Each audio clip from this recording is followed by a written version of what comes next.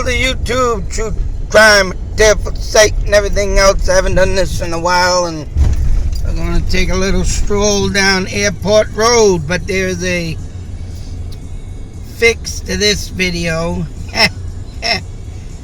And as you can see, lovely, and I can't remember the last time this road was paved, but I had to show it. It did get done in the beginning of this year, but it is very tough to say when the last time that this road was paved. I am still intrigued and in shock that they did this road over. I mean, I can remember numerous years, Jesus Christ, even from the 80s, how bad this road was.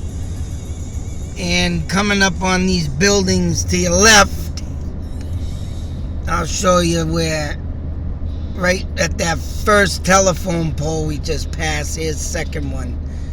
I would drive this whole strip right here, and this is how bad this road was.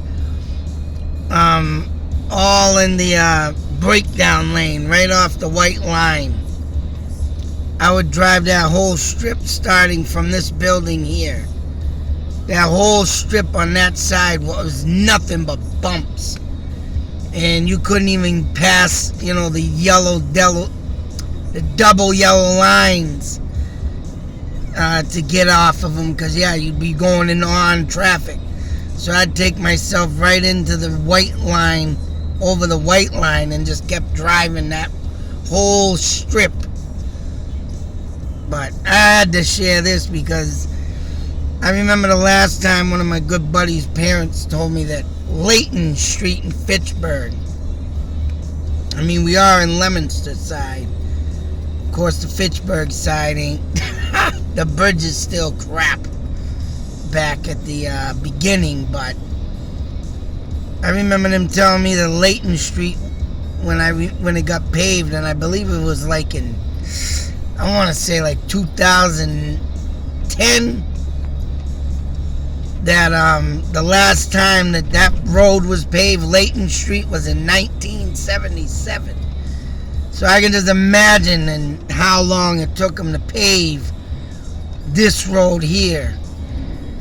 Now, for anybody non-local, I used to always call this whole strip Airport Road.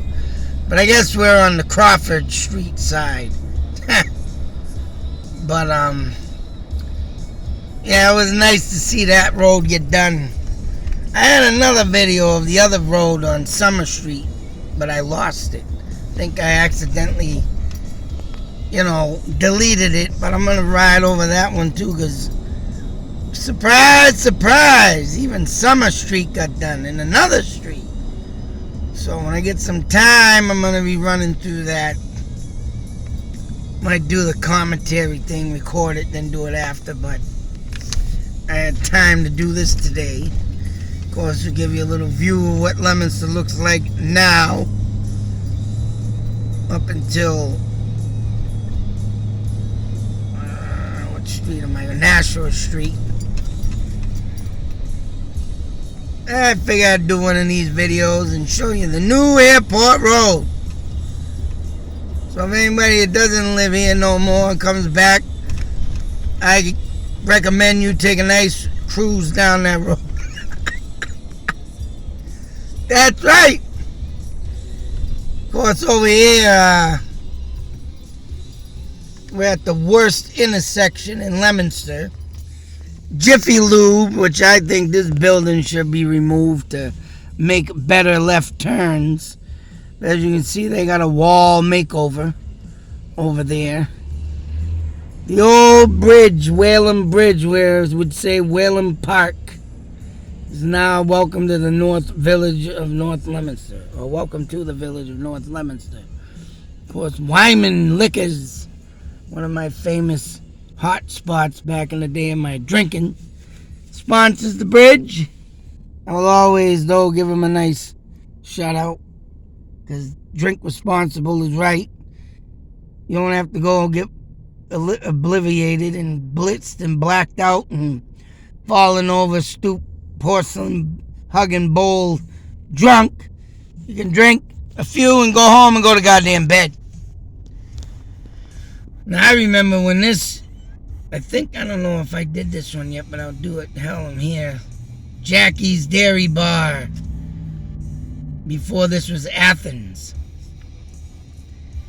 And I remember I was in there for the last time that was open. And that was in 1999, I think. But now it's Athens Pizza. But of course I was working for waste management at the time, and they needed me to go out to Shrewsbury after I just did a full day of work in Fitchburg. Pick up 10 stops in Shrewsbury. Like, man, I'm going home to eat. I ain't doing no more work.